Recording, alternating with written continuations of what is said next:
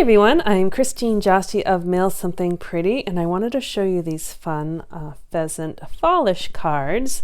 This was a project, actually, I saw this pretty much exact card online, and I'm sorry I don't remember the demonstrator's name, but I loved it because I had this set.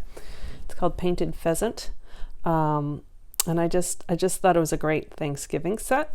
And so I saw this and I latched onto it, and so a few of us made it together at club. So I just wanted to show you how we put the cards together.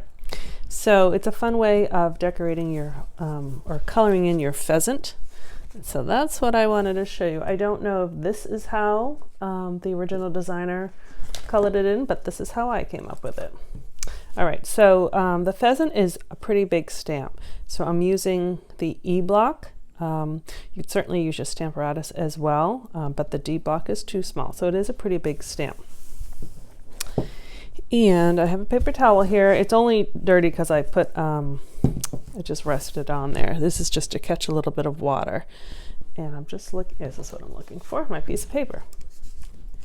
All right, so I'll use those after. All right, so I have, decided to make the paper just as wide as the card.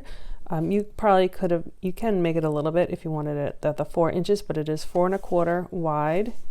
And what is it? I don't know. It's 3 1/4 long. Okay, so I'm going to, this is what I found. Let's see, let's move those over for a second. Actually, I'm all mixed up today. Let me show you a couple of my thought processes of how this worked. So the first one I did is this one, and obviously it's very blurry. And so that was too much water. I colored it and I put lots of spritzes on it and it got way too watery. And so then I said, well, let me try rubbing alcohol because it will dry fast and it won't be as watery, but it has this it's kind of a cool look, but it's not the look I was going for. It's kind of faded. So then I tried just Stampin' Rights without any water, and it's okay, minus the mark above its head, but it wasn't as saturated as I wanted it. And then I tried the Stampin' Rights with 1 spritz, and that didn't quite get it either. So this is how I think the best way is. So my colors are Soft Succulent, Cajun Craze, and Crushed Curry. Open those up. You can use any colors. And I'm using sponge daubers.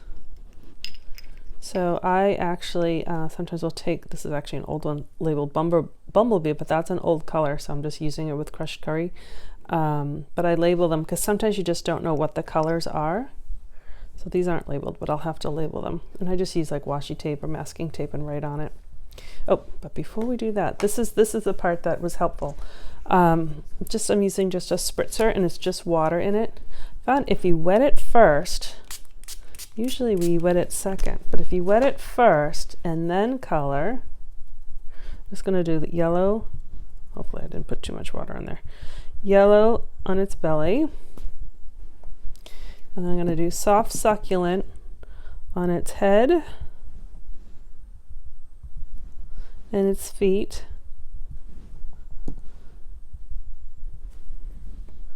And then I'm going to do the Cajun Craze. I'm going to do a little bit of his beak and then all the rest. So you can dot or you can wipe.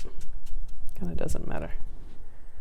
And I'm going to a little bit, I like actually a little bit of the mixture of the colors there and with the yellow.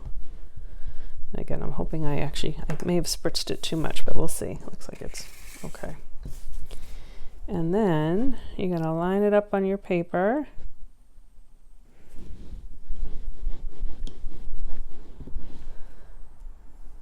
And there you go.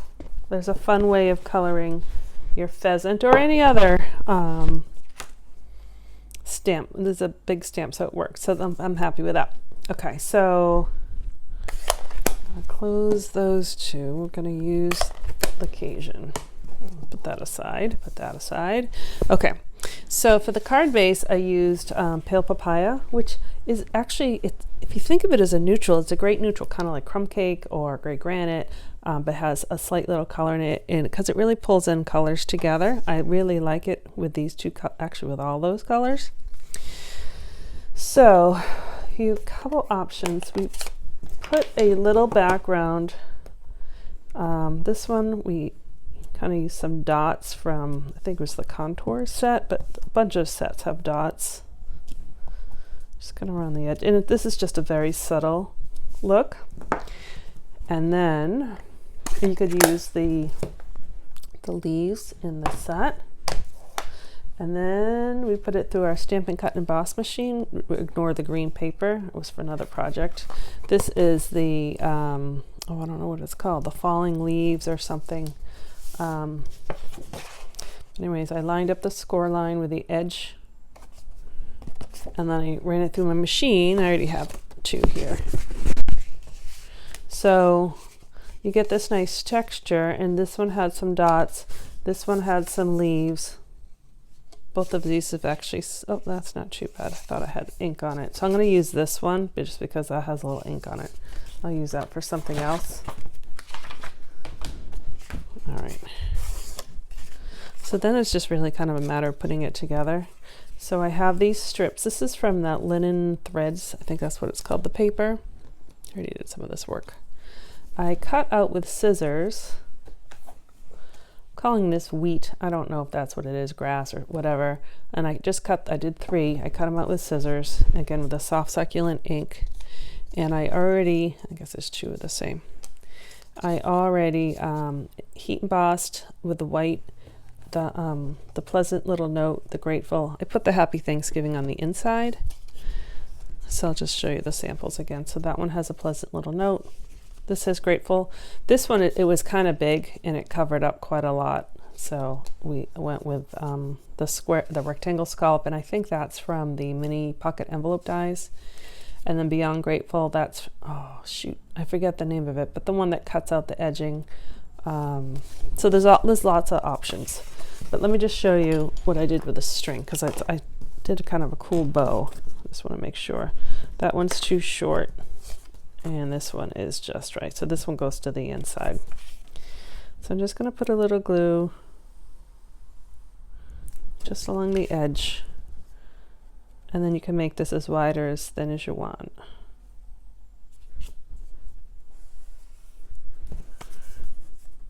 Okay, actually, while we're doing that, I'll just do, this one's for the inside. I'll do that too.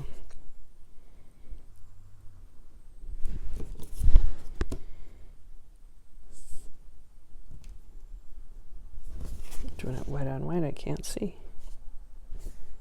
Okay. So then what I did with the string, oop, that one got kind of that one got floppy. So there's actually 3 different, well, I guess those 2 are the same. This one's with linen thread. This one is with the neutrals pack. So there's a neutrals pack of twine. It comes with white, gray, kind of little brown, black. There's 5 of them. I think that's linen thread. So let's see if this is, I don't know if that one's enough. Let's go with the gray, because I don't think I have enough on that one. Oh, there was a vanilla. Oh, I didn't bring up a vanilla sample. Here it is. I have the vanilla sample. So they all work together, maybe just not the black. All right, so I'm gonna leave a little tail,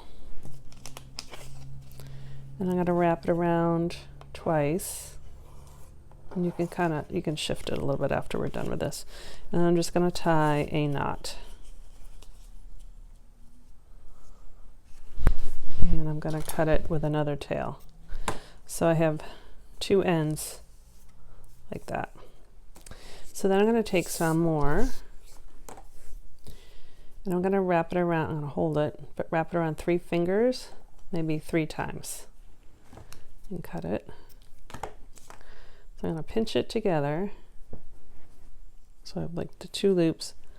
I'm going to put it on here, and then I'm going to tie a double knot if my fingers cooperate.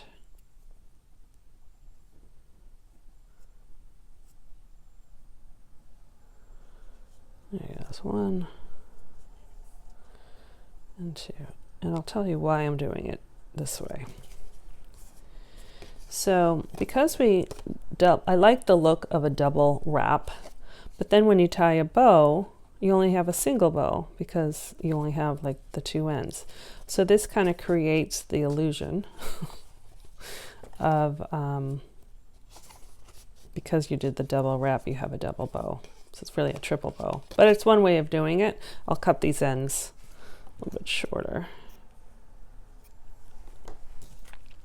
And I kind of like it. It is a little messy, but it's kind of, to me, associating with the feathers. So then I'm going to have a little something on there, but that's all right. Attach. You could use dimensionals. I'm just going to use glue.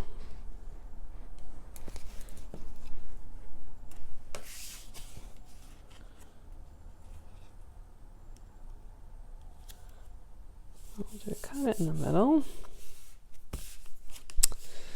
And then you have, so we have those 3 stacks of wheat. So you can kind of play with height where you want them. Maybe don't have them, because it's all the same. Don't put them quite level. I'm not gluing them yet because I want to see where it's going to go. So I have my pleasant little note I'm going to use, because this one, it actually would work, but because my bow's off to the side, but it really covers up the bird. I think the bird's pretty. So I think that's pretty good right there.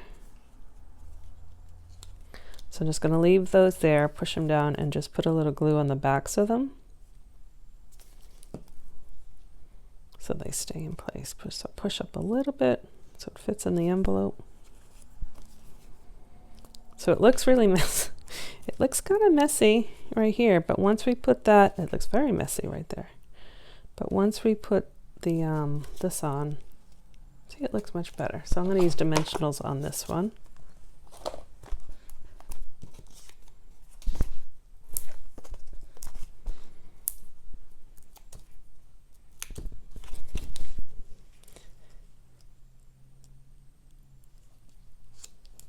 And I keep reading this as a pheasant little note, but it really says a pleasant little note. There we go. Doesn't that just remind you like feathers? And there we go, it wasn't quite straight. And then so we'll just put this on the inside, and then I'll stamp Happy Thanksgiving. Oh, I have to remember my sticker on my Thanksgiving stamp is a little askew, so let me actually practice it. So especially with this grid paper, let's see, I'm going to use this line, and I think, at least according to the stickers, it looks straight. Oh, it's actually not too bad. So I'm just going to lower the G just slightly. So I think that's straight. Tilt it down. Oh, there we go. That's a little trick. Okay, so there you have a sweet little, pleasant little, pheasant little Thanksgiving card. Those are, and all the I almost called them turkeys. All the pheasants are a little slightly different because they're, you know, uniquely colored. This one didn't get, oh, both of them didn't get I like the beak with the little Cajun on there. Might just have to leave it because I don't want to wreck it. Okay. So again, this was from the Painted Pheasant stamp set, and I just wanted to show you how to color with a spritzer and the sponge daubers, but kind of backwards from what we usually do. We usually sponge and then spritz. This time we're spritzing and then sponging. So thank you very much for watching. If you are, don't get notified of my videos, please press I think it's a subscribe button so you get notified, as well as if you're not on my mailing list, you can visit mailsomethingpretty.com, and there's a box you can sign up for my weekly emails right there. So thanks very much for watching. I am Christine Josty of Mail Something Pretty. Have a wonderful day. Bye-bye.